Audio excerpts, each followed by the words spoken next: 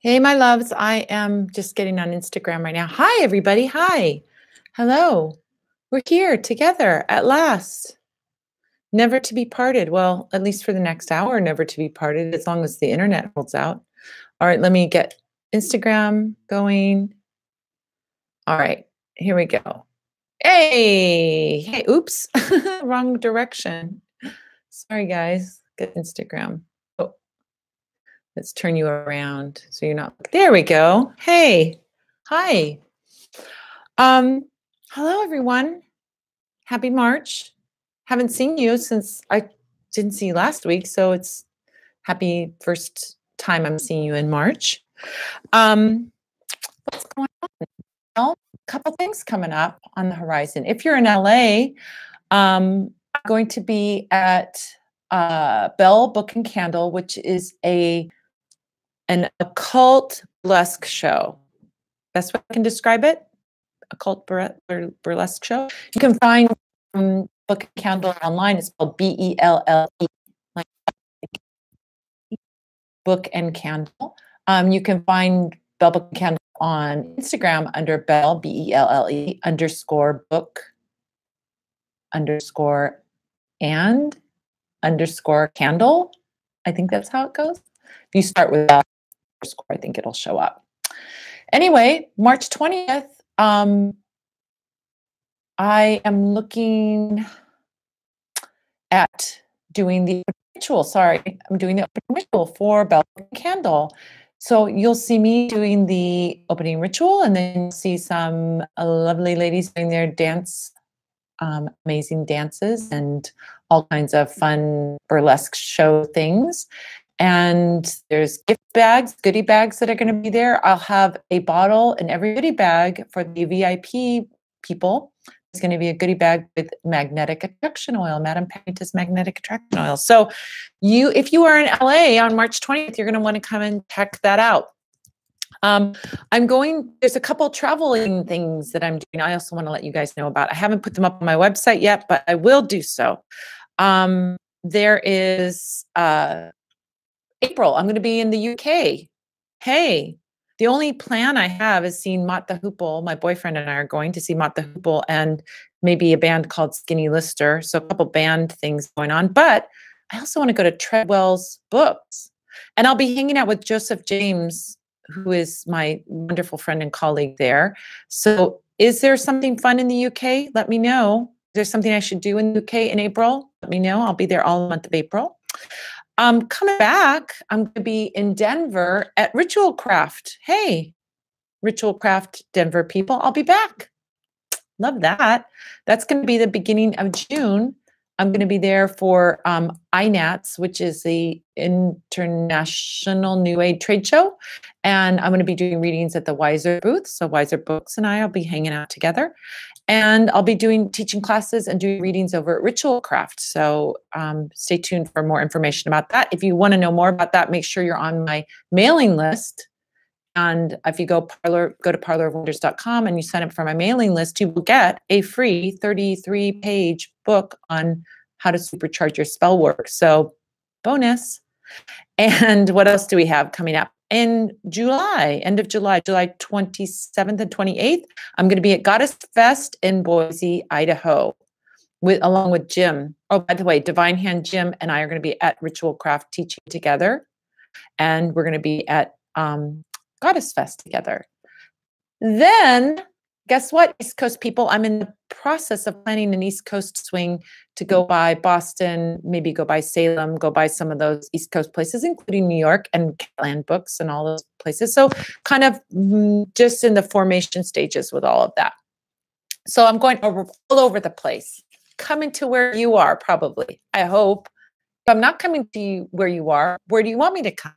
Where are you? Where do you live? Where do you want me to show up? Is there a bookstore? Is there a festival? Is there something that I can participate in? Let me know.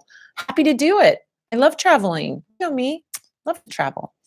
All right, let's answer some questions. All right, let's look at let's look at what we've got on YouTube. Hi guys.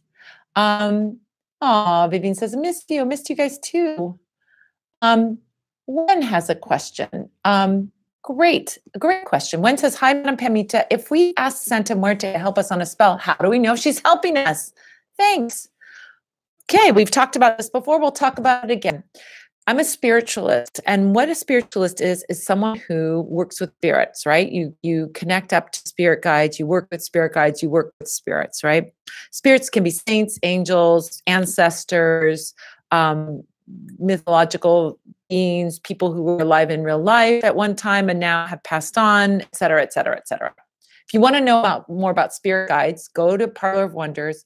Check out Magic Podcast. Go to podcast episodes 9 and 10, I think it is. And I do a 2-part thing about working with spirit guides. So Santa Muerte is a Mexican folk saint. If you are going to work with Santa Muerte, you first of all should realize that you're entering into Mexican culture. You're going into another culture. So don't come in with disrespect. Don't come in like entitled that I can just work with whatever spirit I want to work with. Come in with reverence, come in with respect, and come in with respect for Mexican culture, right? Here's a hot tip for you. If you want to work with a deity or some other spirit from another culture, first do some runway work, some prep work before you go there. If you are not part of that culture, if this is not part of your heritage, if this is not part of your culture, then you need to do something. You need to give something. You need to do some kind of work to kind of precede that. Do some work for immigrant rights. You know, here we are in the United States, and do something for immigrant rights. Do something, for a Mexican orphanage. Do something to help the people that suffered during the earthquakes. Do something to give back before you start asking for something, right? That's the first thing I would recommend. If this is your culture, if this is your, you have a Mexican heritage and you grew up in this and Santa Muerte is around, you probably are not asking a question about Santa Muerte. But if that's the case, then you may not have to do that runway work, depending on, check in with yourself first. All right. The next thing you do, you ask any spirit that you're working with, can we work together? And in what capacity can we work together? You want to ask that question. So if you do a lot of spirit work, you're probably going to get direct answers. Your direct answers are going to be a yes or no. You can use a pendulum, ask the spirit, use a pendulum and get a yes or no that way. Or you can ask the spirit and see if you get signs back. So let's say I'm going to take let's open it up and say, okay, I'm from another culture that's not Mexican culture. I have this desire to work with Santa Muerte, but it's not my culture. So first thing I'm going to do is I'm going to start doing something for Mexican people, right? To go work on immigrant rights. I'm going to work on, donating money or doing something or getting active or being an activist in some way for that culture before I even go there. All right, great. Let's say I did all of that. The next step then is to ask Santa Muerte, can we work together? Then get your answer. Your answer can show up either by working with a pendulum, saying yes or no, or it can be working, seeing after you ask that question. Within a few days, you should start to get messages, meaning images will pop up, the word will pop up. You'll get some direct messages from out in the universe that, yes, she wants to work with you. Then your third step, set up an altar, a reverential altar to Santa Muerte. Before you ask any questions, before you ask any help, before you ask for any assistance, before you start doing some spell to boss some spirit around, you want to make friends with that spirit. I would spend a good month or 2, or maybe even longer, just venerating the spirit, connecting with the spirit, making friends with the spirit, talking with the spirit, setting up a spirit altar, and doing all that giving before you ask, right? Here's a great kind of rule of thumb around this. If someone comes up on the street to you and is a stranger and says, hey, give me $20, how likely are you to give them $20? Maybe you're a really sweet person and you give them $20, but most people are going to go like, I don't know you. I'm not giving you $20. Sorry. Make friends with your spirits before you start asking for favors from your spirits. before you start asking them to assist with your spell work. If you have a friend come up to you on the street and say, "Hey, can I borrow $20?" You're more likely to give that $20 to them, right? Hey, you can take $20, it's fine, right? Think of that from the spirit's perspective. The spirit wants to help you, but if unless that spirit is in your guide counsel, you're asking an outside spirit, you need to build a relationship with them. Now, question. If we ask Santa Muerte to help us on a spell, all right, have you done all that legwork beforehand? That would be my first question. How do we know if she's helping us? Your spell will work, right? That's how you know. Your spell will come out. Your spell will manifest. That's how you know. But you need to do all that runway work before you get to that place where you're asking Santa Muerte to help. It's not like spirits are your servants, This is not, ordering spirits around. You do this for me, you do that for me. That's not how it works. You build a relationship with them first, and build a serious relationship. And if you are of a dominant gender or dominant race, you don't go into someone else's house and act like it's your house, right? Be careful where you're going when you're going into other cultures' proprietary work. Like, you want to be reverential, you want to be honoring, and you want to do a lot of runway work before you start going in and asking for favors.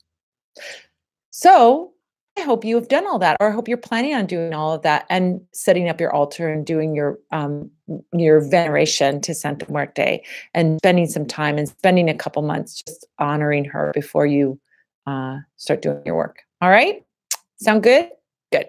All right. Let's look at what we've got on Instagram. All you guys cutie patooties sending all those cute messages. Hello, hello, everyone.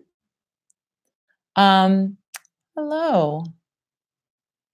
Let's see what we got here. All those cute Catland, I just mentioned you.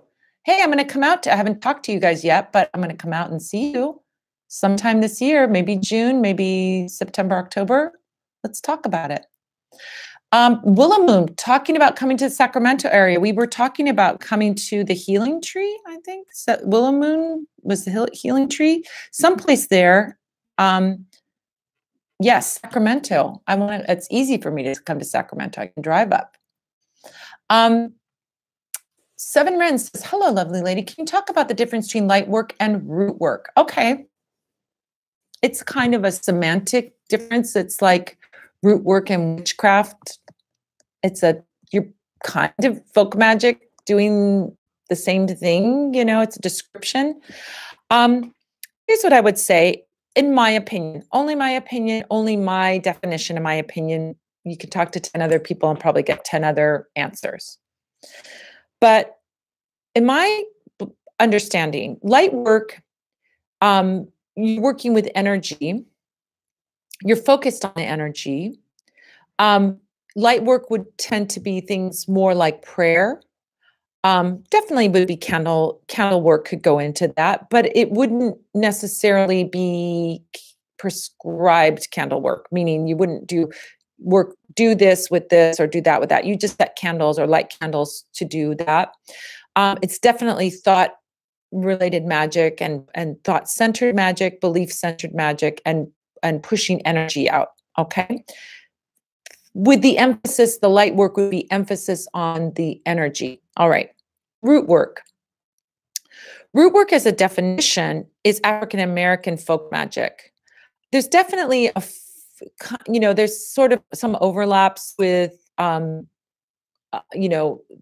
different, folk magic traditions in America. There's definitely things that overlap, and definitely, information was traded. But when we specifically talk about root work, we're talking about folk magic that comes, the definition of root work is folk magic that comes from the African American tradition. Now, root work as a descriptor, I would say generally has more like prescriptive things. Use this herb for this condition. Use this,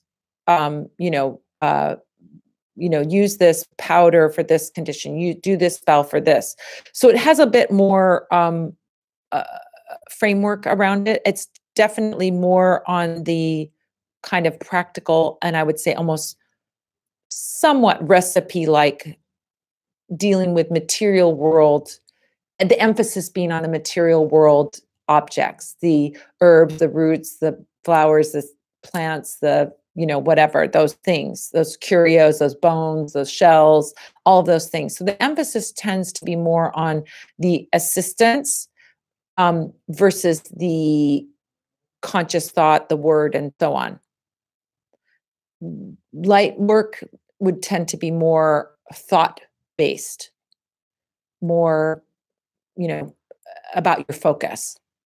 Both of them have focus, and there's great overlap even there, like where are you putting your focus when you're doing your root work, or what things are you using to assist you in your light work? So it's not like they're two way separate things, but I think it's like the emphasis on which one. Are you emphasizing the thought process? Are you emphasizing the practical magic with the herbs and the oils and so on?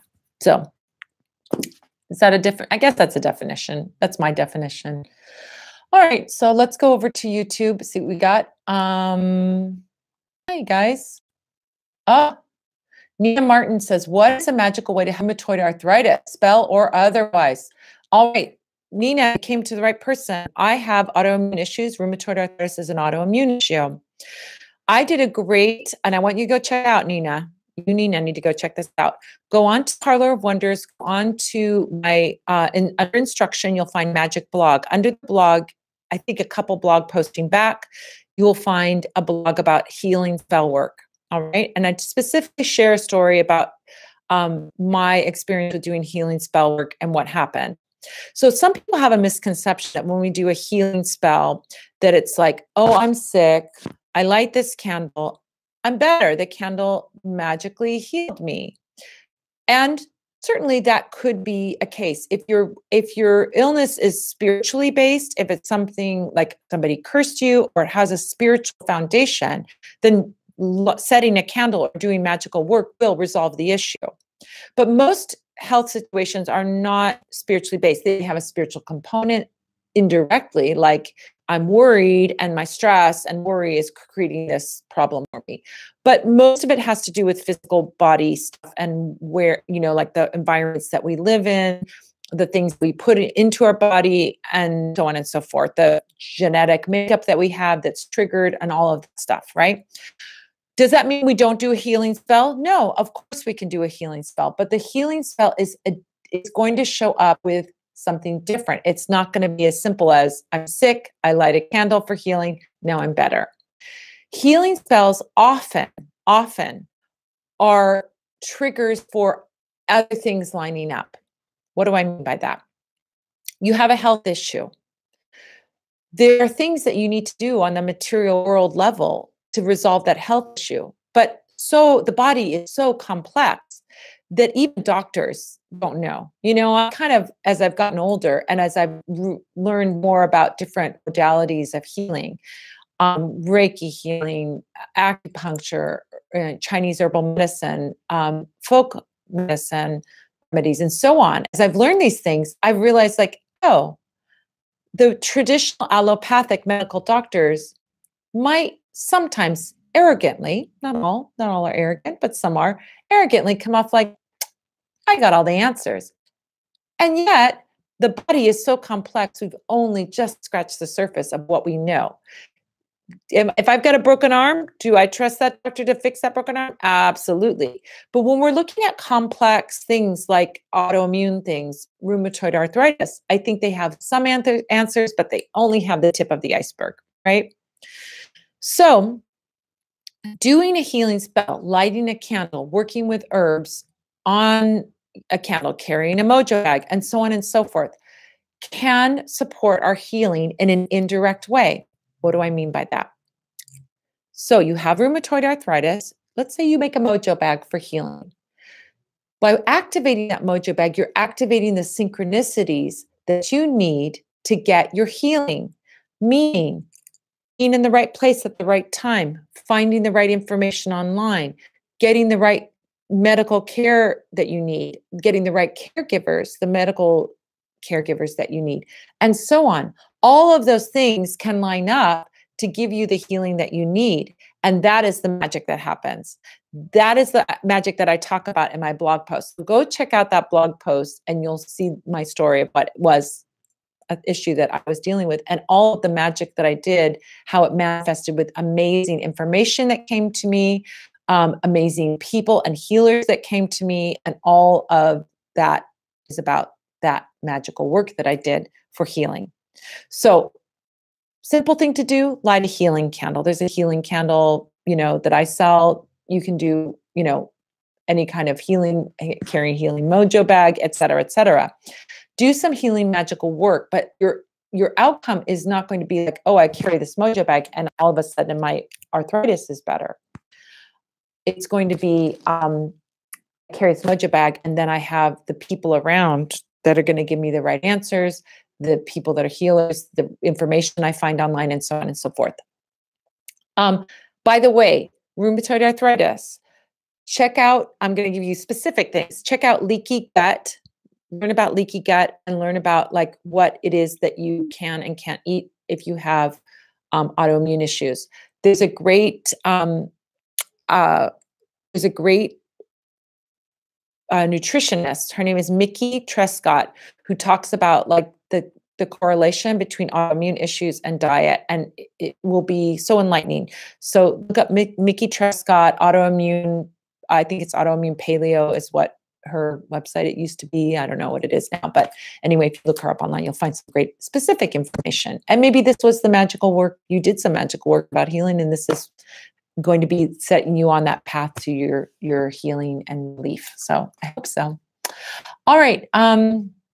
Catland Books. Yes. Come back to Brooklyn. Absolutely. I'm going to come back to Catland for sure. For sure. For sure. I love you guys so much. And I'm going to be coming back to the East Coast. So I'll come back for sure. Come back and teach a class there. I got some exciting new classes that I can teach. So we'll talk about it. I'll email you guys and we'll talk about it. Red card jumped over from YouTube. Okay. Chicago. Yes. Where can I go in Chicago? Pisces Dream is saying Chicago. Where can I go in Chicago? You need to tell me of places where they have readers and classes and things like that. Okay, good. This is a great question. Trauma RN 25 IFBB Pro asks, can one do their own reading with cards? Yes, but with a caveat. I'm going to give a little yes, but. When I teach tarot reading, and I teach tarot reading classes a couple times a year, if you want to find out about my next tarot reading class, you can go over to Parlor Wonders, go to under instruction, go to Academy of the Magical Arts, and that's where I put up all my classes. There's a free introduction to tarot. It's live and it's online, so you can be anywhere in the world. We do it online. We do a free introduction. So go over there and sign up for it. You'll love it. It's so much fun. Whether you take the class, the full class or not, is fine either way. But if you sign up for that introduction, it's a fun one and we get together and have a good time. So one of the things that I'm teaching my students is I teach them, yes, you can practice with yourself, but here's what I will say to you. Every reader that I know, every reputable reader that I know, never really does a big reading for themselves. We might throw a card, we might take a look, we might take a peek, we might throw 2 or 3 cards, we might look at something in that way. But we never ever do a huge big reading, like a big Celtic cross or a big year ahead reading for ourselves. And I will tell you why. Because it is very, very difficult to be objective, right? When you're a good reader, I know everything that the Emperor card can possibly mean. Pretty much, although I discover new things all the time. So let's say I know 95% of all that I could possibly know about this card. And there's another 5% that I have yet to discover. If I'm doing a reading, I can open up that intuition, but my logical brain gets in the way. I know what that card means. And I know what I want it to mean in light of my question, right? So I just pulled that card at random. Let's talk about the Emperor card. The Emperor card can mean success, being the CEO, being the authority. It can also mean rigidity or defensiveness or someone who's stuck in their own way, someone who's like my way or the highway. Okay, so which does it mean for my reading? Let's say I'm doing a reading about my business, right? rather than being objective and maybe seeing that as, hey, you need to be a little more flowing. You need to not be so rigid. I might, knowing the meaning of this, I might going, oh, this means I'm going to be very successful, right? Because that's what I want it to mean. So as a reader, I say be careful reading for yourself, because it's very easy to slip out of objectivity into the subjective of what you want the card to mean. And unless I always go like, I know what that card means and I know what I want it to mean. So if I have a question that's a serious question, I'm going to go to another reader and let them objectively and without any prejudice tell me what that card means.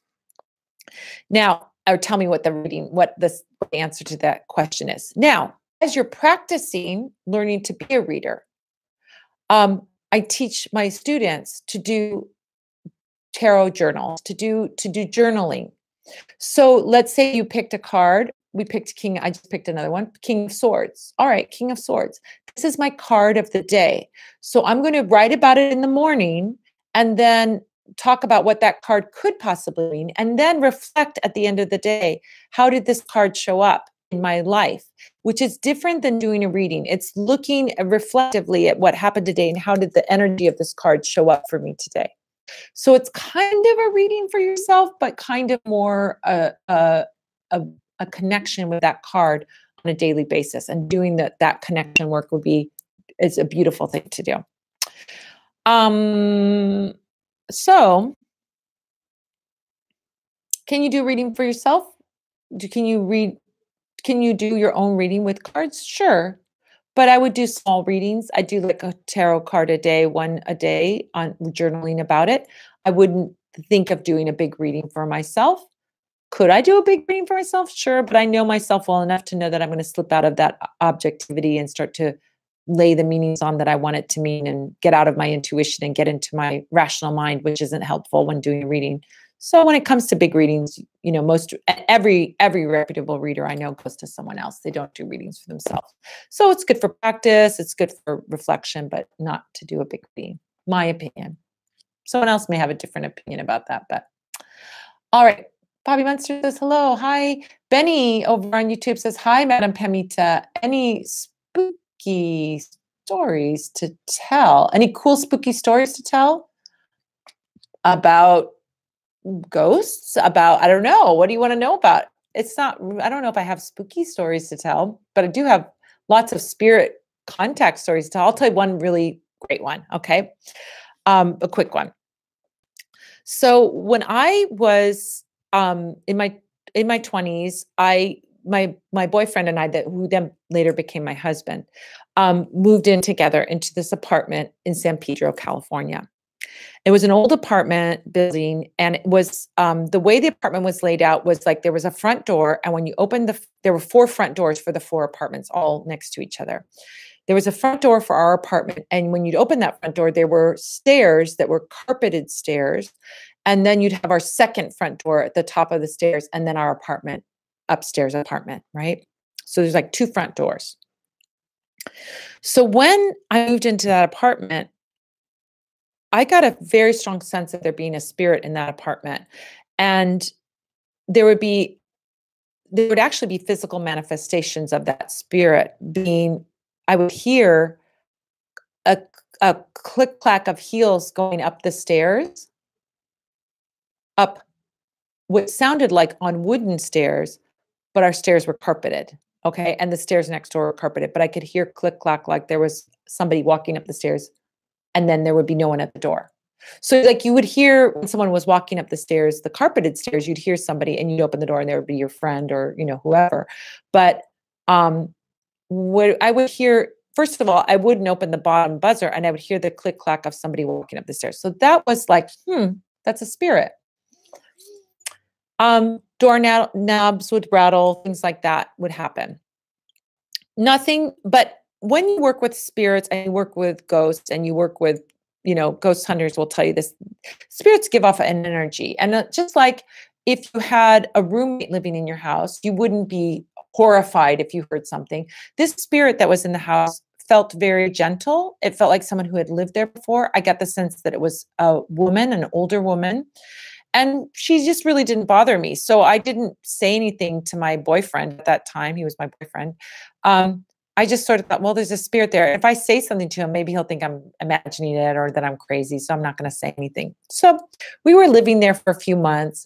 And then finally, something came up. And I said to him, oh, there's like this, I keep hearing this, the doorknobs rattle. And I keep hearing this, someone walking up the steps. Like, there's a ghost here. And he's like, I had the same thing. I felt the same thing. I heard the same thing. Oh my God. So, yeah, so we had this ghost that was our roommate that was living in the place, and she was real peaceful. And then one evening I was getting a sense that she was feeling agitated and feeling, I got the sense that she wasn't comfortable or happy being where she was in the apartment. And it really was time to tell her it was okay, that she could move on, that she really was on this physical plane, but she didn't need to be on this physical plane. So I did that work to release her and let her go to this, to sort of guide her, let her go onto the spiritual plane and leave the physical plane. And then she did. And then we never heard those steps again. We never had the doorknobs rattling again, and we didn't feel her presence there. So it was a super interesting experience. Do I think it's spooky? No, it wasn't spooky because she wasn't creepy. She was nice. So not a spooky story, but an interesting spirit story. So, all right. Shadrach says 258, please, madam, I wanted you to cast some spell for my aura cleansing, please. Now I have bad luck. Okay.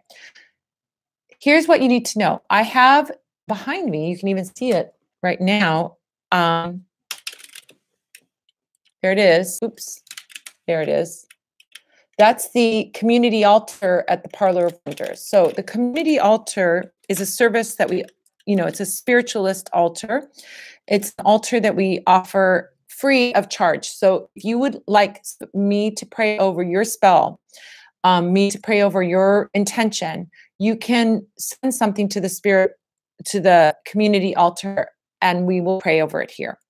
We clear off the intentions once a month. So whatever you put up now will be up until the end of March, and then you can resubmit it again. How do you submit it? If you go to parlorofwonders.com, you can go to services, and at the bottom you'll see community altar. It gives you directions for mailing in a petition. If you'd like to mail in a petition that is written out by hand by you, you can do that. There's also an electronic submission way. So you can enter in your information and put a prayer or a petition on our altar, and we'll keep it up for the month of whatever the rest of the month is, in this case, March. So if you'd like, you can do that, and we'll pray over it so that you turn your luck around. If you want to do spell work, you can go over to services and look under spell work, and you can see all the spell work I offer. I can do that for you. I'm happy to do that for you. But we also have the free community altar, and I keep wanting to let you guys know that if you have a prayer or petition and you'd like us to pray over it here at the Parlor of Wonders, that you can submit that, and we'll do that. Right now, I want to show you that candle that I've got up there, if you can see it. That candle that I have up there is an ancestor candle. We burn a different candle sort of every time. And I've got Lakshmi up on the altar right now. That little picture of Lakshmi. If you are, the ancestor candle comes from Ferme Arte, which is a great woman, queer indigenous woman company. They run it, and you can check them out on if you look up fermearte.com, I think, online. And they have a great ancestor candle. That's what I'm burning up there right now. Beautiful. Love it. All right. Let's look over at YouTube. Melissa Rivera says, hi, Madam Pamita, can the same sigils be used multiple times? Yeah, so sigils, let's talk about what sigils are. So sigils are making symbols that are like a spell and symbol form. So you might, for example, take a sigil could be like the letters of your spell. So may I have abundant prosperity would be, you could take out all the vowels and put those consonants together. That could be a sigil. You could just take the first letter of each word of your spell and make it into a sigil, but you make it into this, sort of talisman symbol representing your spell. Sometimes people write sigils on things to create magic, and you could certainly use the same sigil over and over again, writing it over again, if you wanted to have that specific intention come to you over and over again. Like you might want to do it to maintain a love or to increase your prosperity or so on and so forth. Then you could burn those sigils create those sigils for whatever intention. And you could use that sigil over and again. You're just doing that spell. And in other words, you're doing that spell over again. So, yeah, so you can use it multiple times. I guess that's a quick answer to that question.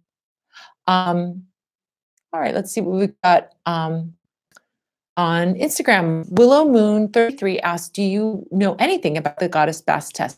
I do know about Bast.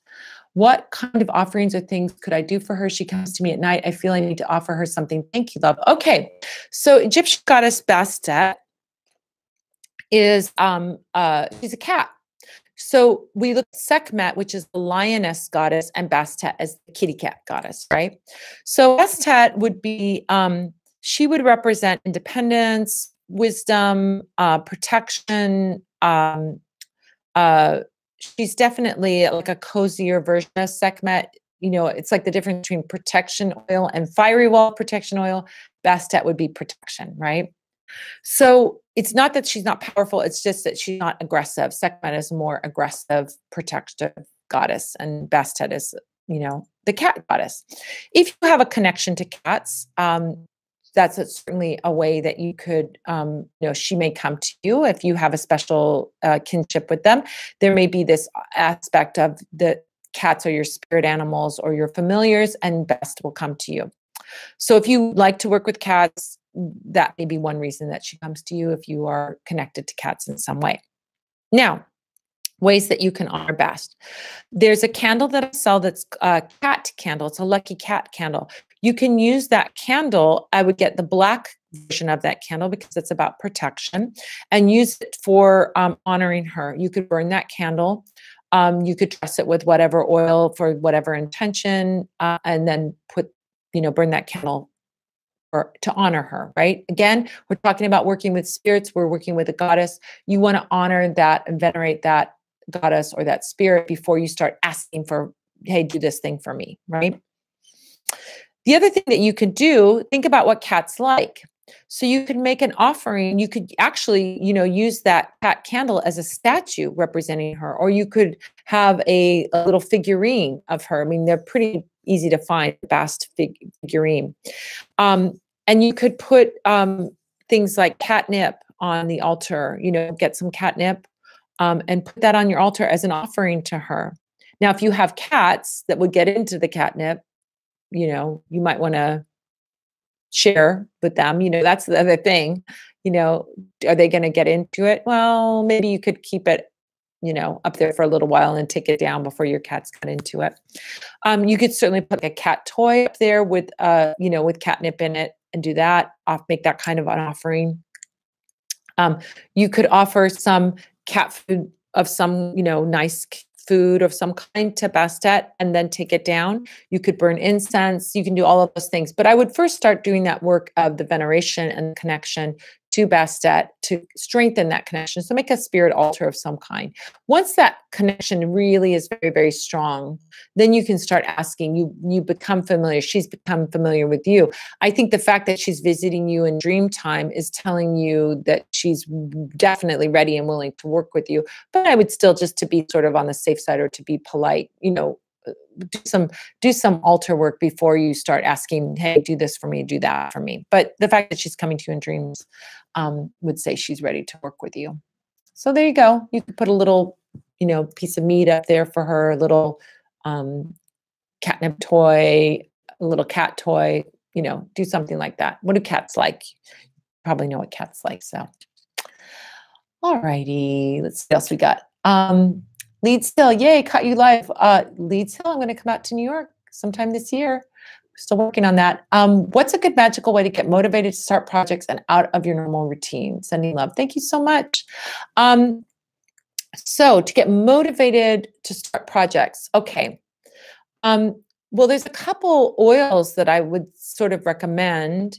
One being confidence, and the other one being creativity, because confidence and creativity is going to put you out there. And if you are feeling blocked in some way, I guess you could add open roads oil to to really get that going. So the combination of those three: open roads to open the opportunities, confidence to let you step into those opportunities, and the creativity to like have that, really, that's like the force. If we look at what is the force of things happening, is the force of creativity.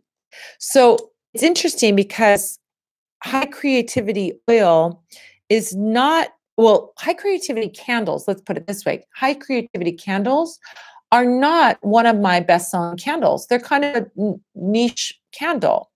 People think, oh, well, I don't do anything creative, and so that's not really a candle for me. But you do. Even I know you leads do creative work. Leads is an amazing performer, Broadway performer, dancer, singer, multi-talented guy.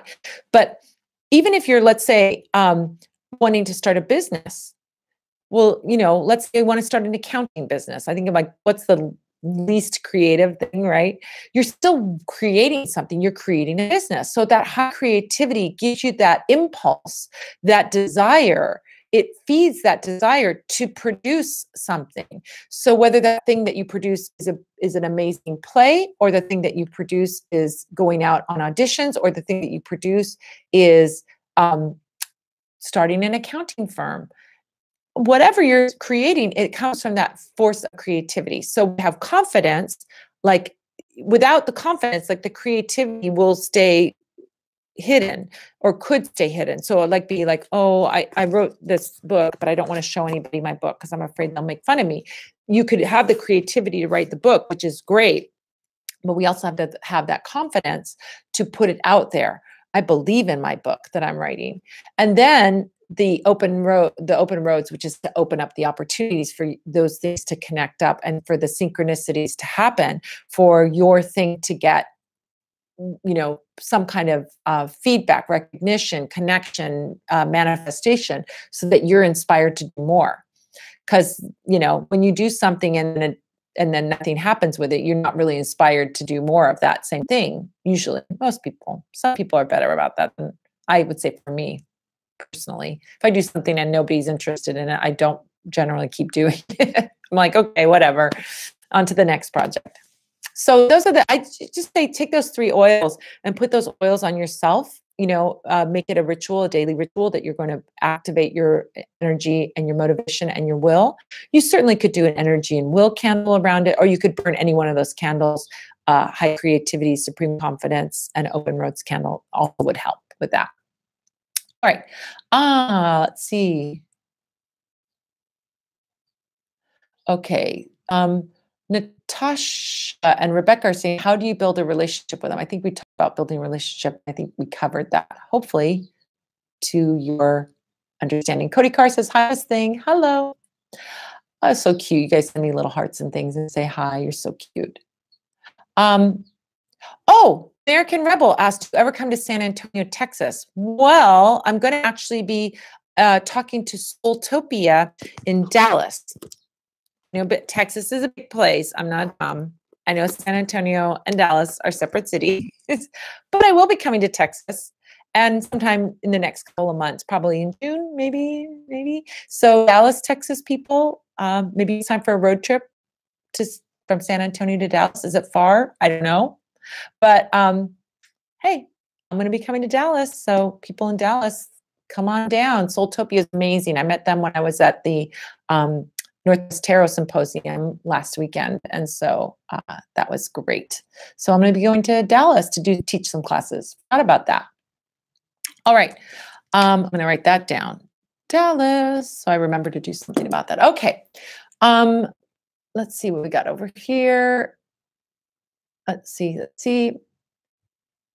Okay. Karen Stamper says, how can you do a black magic spell without thinking about your anger that got you there? I don't know that I'm the best person to ask that question, because I don't do cursing work. I think you're asking about cursing work. I don't do cursing work. I usually I always refer out cursing work to somebody else. I know there are colleagues of mine that do cursing work. I think as a general rule, not as a practitioner of black magic or a practitioner, I don't really call it black magic. I call it cursing. Let's call it what it is, cursing work. As a practitioner of cursing, not a practitioner of cursing, but someone who knows about it, this is what I would say.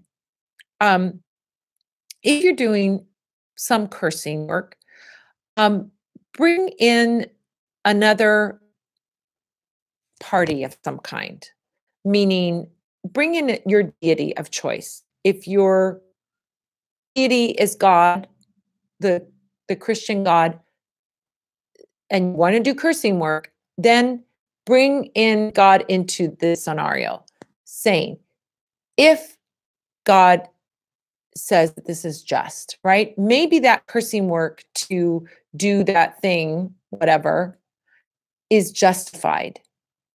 Then you're actually bringing in your deity to help with that. If you have a deity,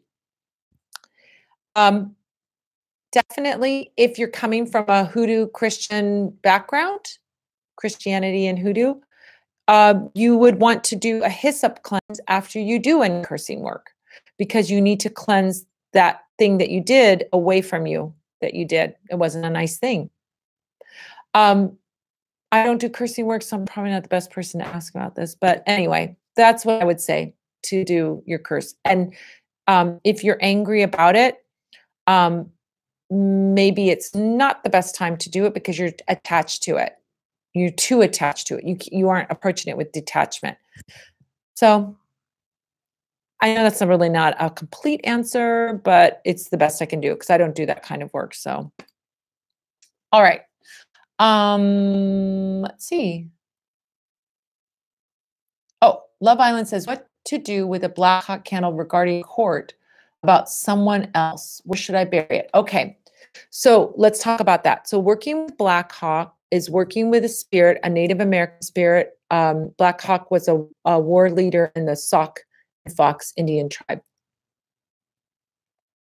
If you're working with Black Hawk and you've already established your relationship and you've already, did your work, and then you have the connection, enough of a connection, then to work with Black Hawk. And you've done the work and you had the court case and it all went fine and Black Hawk helped you out there. And now you want to know, what do I do with this candle remains? So there's a couple of things that I'll give you all the things that you can do with candle remains in general for all of you candle magicians out there. But we're going to talk then specifically about this. So what can you do with candle remains? You can bury it on your property. You can bury it in a plant, in a pot in your home. You can leave it at a crossroads. You can dispose of it in your trash. You can dispose of it in someone else's trash. All right. Now that we understand those possibilities, you can take the wax and mold it into a talisman. That's a whole other thing. Or you can keep the wax. Why would we choose one of those things over another? If you are done with the spell, you got your outcome, it's all good, you got your best outcome, now you're done. What do I do with this candle wax? And you just want to dispose of it ritually. You've got three choices. You can either bury it. Now, if you're doing it for someone else, you don't really want to bury it on your property. So you could bury it in a graveyard, or you could bury it in some neutral land that doesn't have anything to do with this, or you could bury it on the property of the courthouse. Maybe a little suspicious if you're digging around the courthouse, but your mileage may vary. That doesn't seem super practical for this example of the Black Hawk spell, but those are possibilities. They could bury it on their property. The person that you did the spell work for could bury it on their property too. But that sounds like that's off the table or is a possibility. So my natural inclination would be to leave this at a crossroads. You can leave it at a crossroads to send it out in the four directions. Take the remains of that spell, the wax, wrap it up in a brown paper bag, and leave it in the middle of an intersection where two roads meet, a quiet intersection where two roads cross. That's the center of the crossroads. That's where you can leave it. When you leave it there and you turn your back and you don't look back. If you look back, you're still carrying it. You're actually not leaving it. So you want to drop it in the center and then turn and walk away and don't look back. Now, that being said, you probably want to leave it somewhere far from your home or a distance from your home so that you're not looking out your window and seeing it in the street in front of you. So there's another thing. So take it away from your home, quiet intersection, leave it in the center. That's what I'd recommend for you. But you could certainly, if the spell is done, you could just dispose of it by throwing it in your trash or throwing it in someone else's trash if it's something you're trying to get rid of.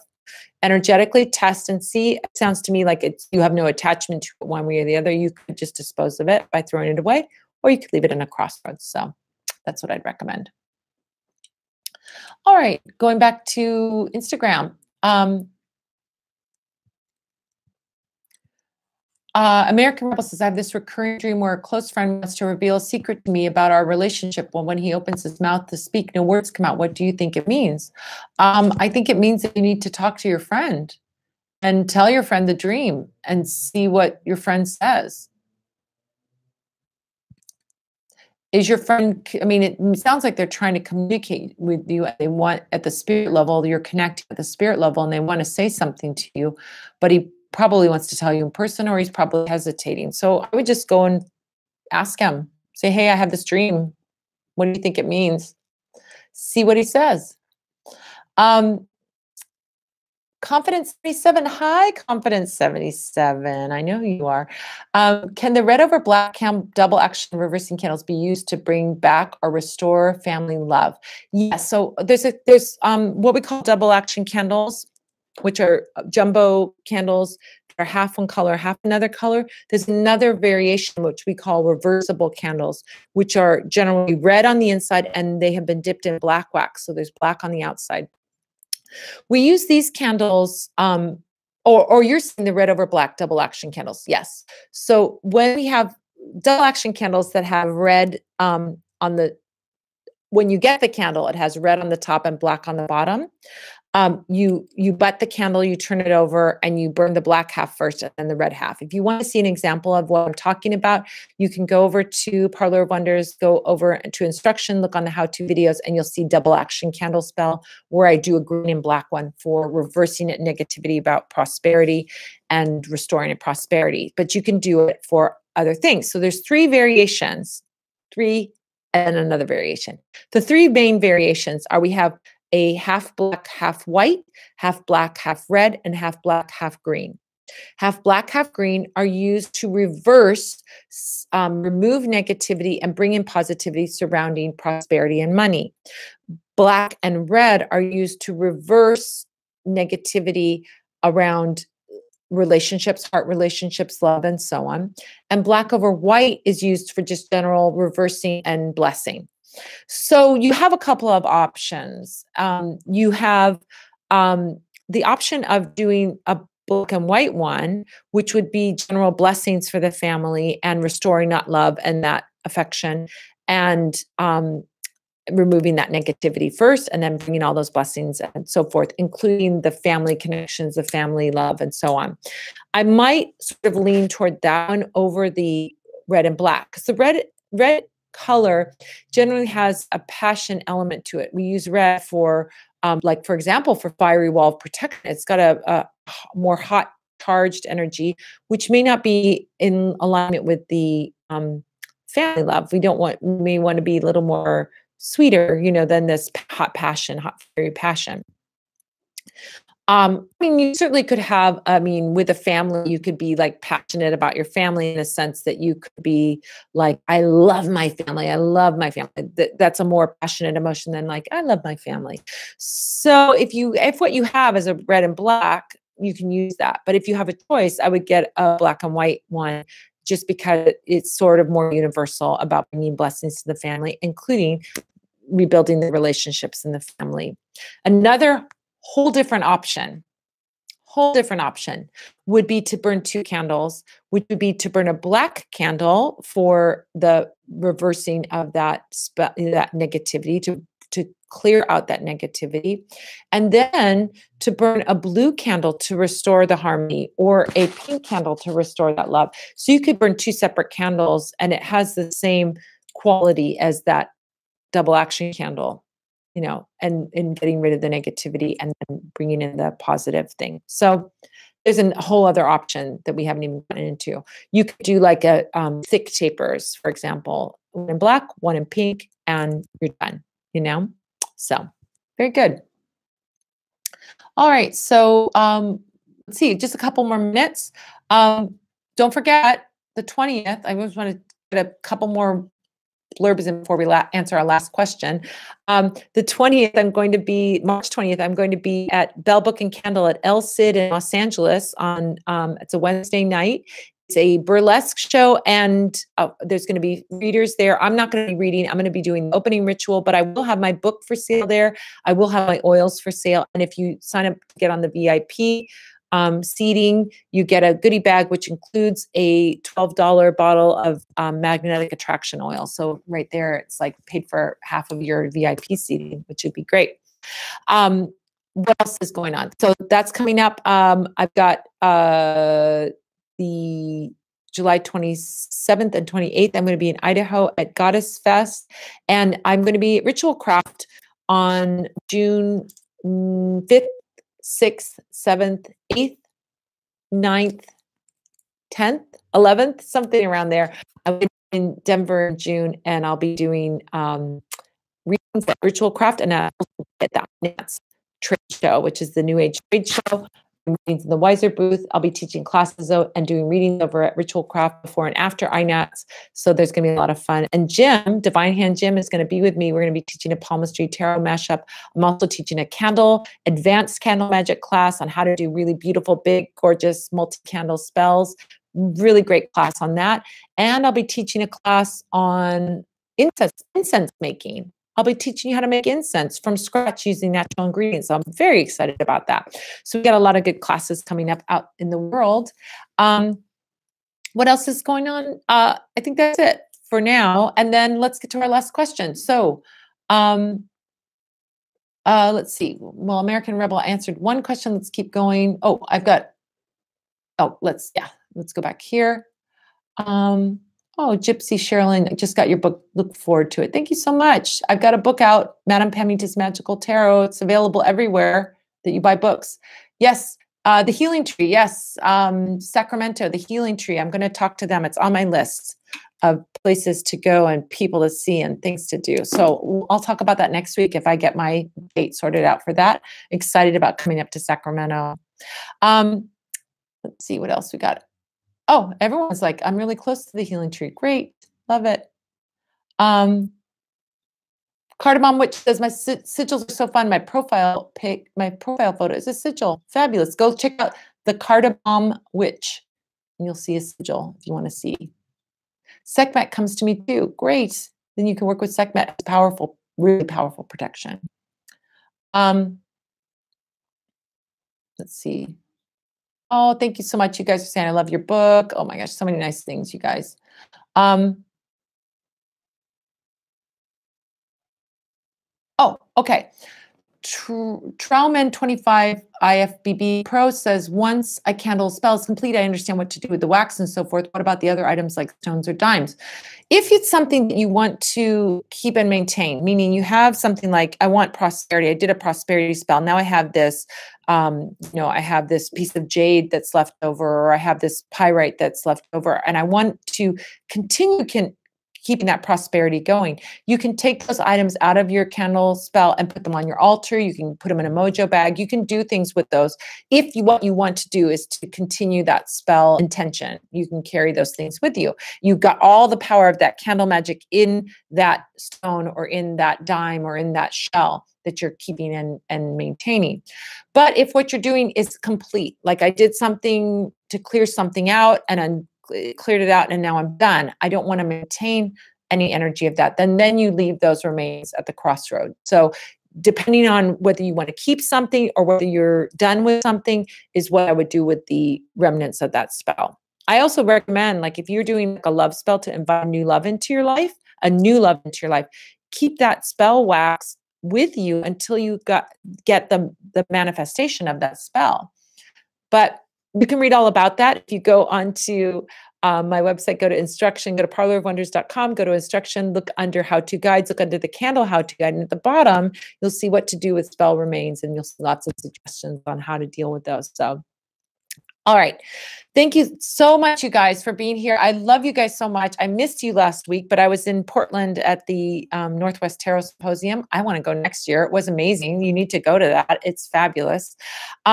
Anyway, I'm glad I'm back here with you now, though. And I will see you next week. And then I think there's one more. And then in April, I'll be talking to you from England. I might have to move up the time because I don't know what 5 o'clock is. It's like 2 in the morning there or something like that. So I might have to move up the time to an earlier time just for the month of April so I don't stay up all night. Or you'll get me really drunk or something like that. 2 in the morning out in England drinking cider. Who knows?